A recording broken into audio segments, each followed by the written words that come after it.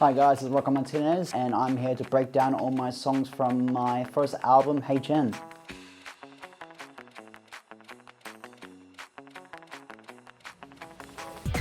Hey, you're just too forgiving me.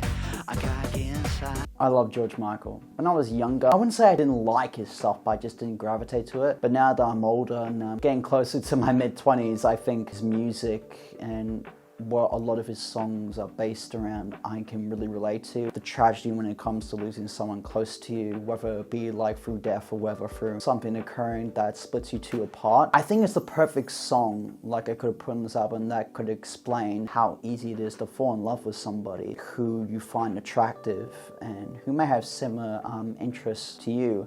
The idea of like having a crush with somebody but not knowing if you'll be accepted, and because that you try to pursue them more and more and convince them that you're the right person for them. Yeah, I just thought it was the perfect song I could cover for this album. Yes, you're my girl. You're my whole world. You're My Girl wasn't supposed to be on this album, okay? It wasn't. It was supposed to be on my next album. I wrote it for my next album because my next album I'm planning to be more happy, upbeat. I didn't want this whole album to be depressing. I basically took that song that I had planned for my next album and put it in this one because I thought it was just my way to write something to make myself be more optimistic. Yeah, I think it was really the best song I could have put in, and it really just was written because how I just went through a pretty upsetting situation concerning one person that I had a lot of feelings for, and that was just my way to write something positive and be optimistic about the future because I know my girl is definitely out there. I still wish you the best. Wish You the Best was really my attempt to do something that sounds a little bit like Adele's earlier work. I basically wanted to write something similar to that or inspired by that.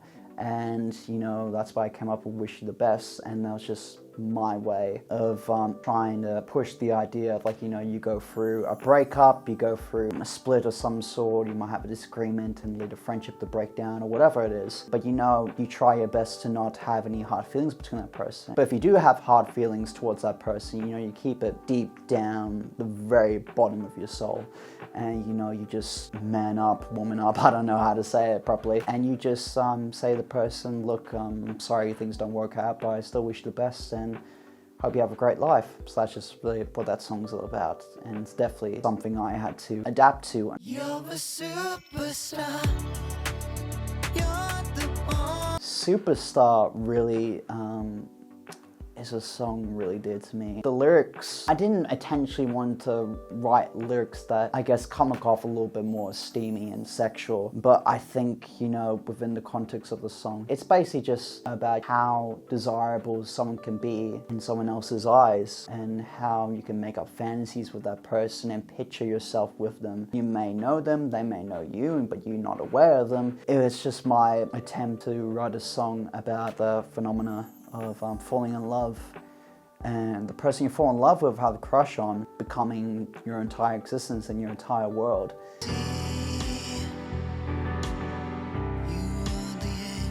The angel that I loved, I've always been a fan of jazz, but I wouldn't say that song's fully jazzy. That song was definitely written based on experience I had with somebody. I mean, this whole album really is meant to be about specifically one person, but in reality, a lot of these songs are about different people, or it's just about just a random thing in general. But The Angel That I Loved is really all about projection or being betrayed by somebody.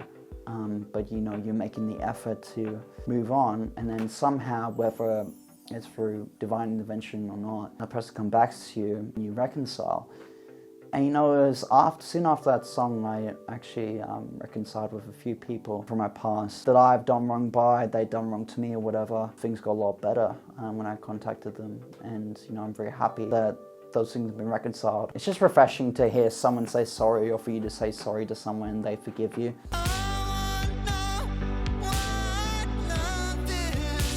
It's just really a song about the feelings you develop for someone, yet you barely know them. And so you just want to know whether the feelings you developed is just pure coincidence, maybe a mix of craziness, or it was just something that was meant to be and was written in the stars. It's just a song about developing feelings for someone and not knowing why those feelings were developed.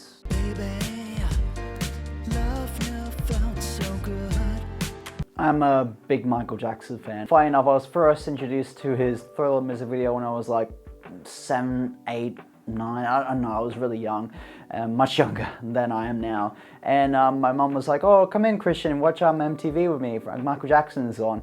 I came in and it was at the point where Michael Jackson, his girlfriend in the music video, was surrounded by all the zombies.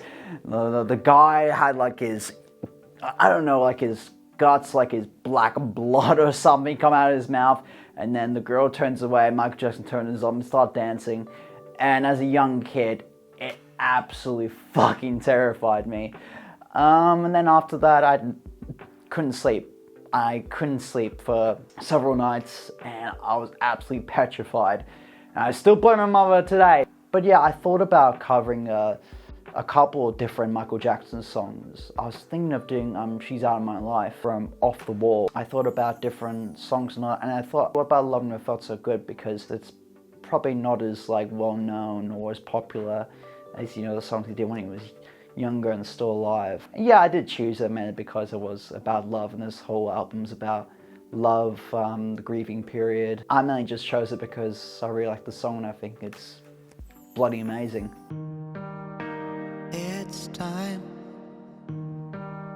Goodbye was basically, I thought, the best song I could have written to conclude the album, because it makes it clear to the audience and to the listener that the message and the story, the journey I went through was done, and that I'm moving on from that chapter. And I'm very proud of it, and it was heavily inspired by a George Michael track called Patience. Saying goodbye isn't a bad thing, and I think overall that final song really made it clear that this whole album, the main message I think it's trying to put out is, you may have gone through a tough chapter when it comes to someone you love and all, and you felt betrayed and used, but at the end of the day, it's okay to say goodbye and to move on. But I definitely think my next album that I have, my next songs I'm going to do and release, is definitely going to make it clear that that last track, Goodbye, really meant goodbye, and I'm not going to be looking back.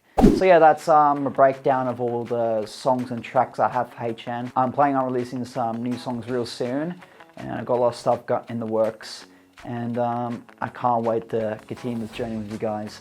And as an independent artist, I really appreciate all the love and support you give me, whether it's one person, 2 people, or a couple hundred people who listen to my music, share it around. It really means a lot to me, and I love you guys so much. Stay safe, and I'll see you soon. Bye, guys.